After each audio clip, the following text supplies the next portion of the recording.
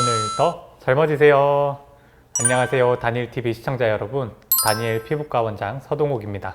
저번 시간에 여러가지 리프팅에 관해 이야기를 드렸는데요. 오늘은 리프팅 레이저면서 근원적으로 조금 다른 개념의 레이저에 대해서 설명드리겠습니다. 바로 파샤 리프팅이라고도 불리는 레비나스입니다.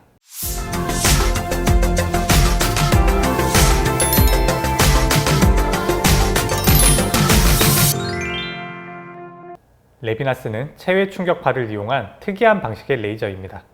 체외 충격파라고 하면은 다른 곳에서 이름을 들어본 분들이 계실 거예요.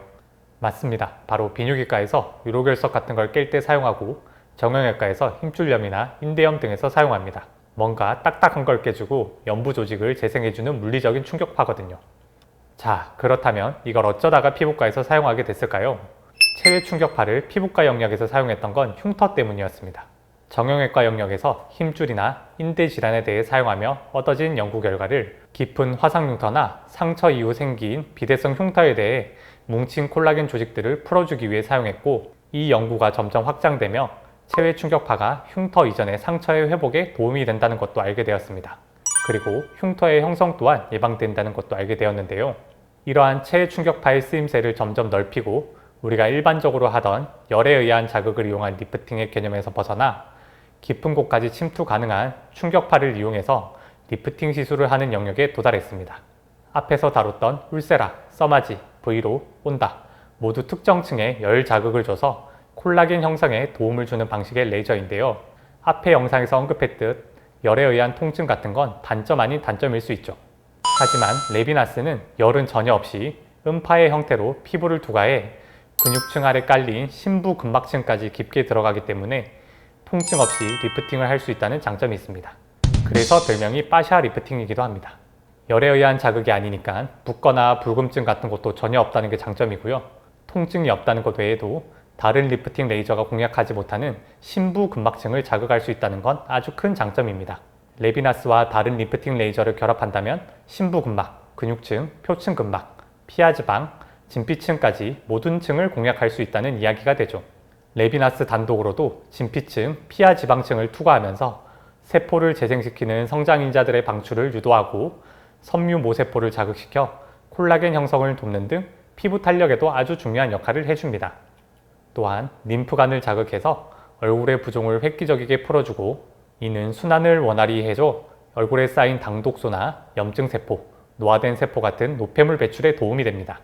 당독소나 염증세포 등이 쌓여 끈적끈적해진 피부를 부드럽게 풀어주는 효과가 있는 것이죠. 더 깊은 근막에 작용하면 손상되고 노화된 근육과 심부근막을 자극해서 탄성을 회복시켜줍니다.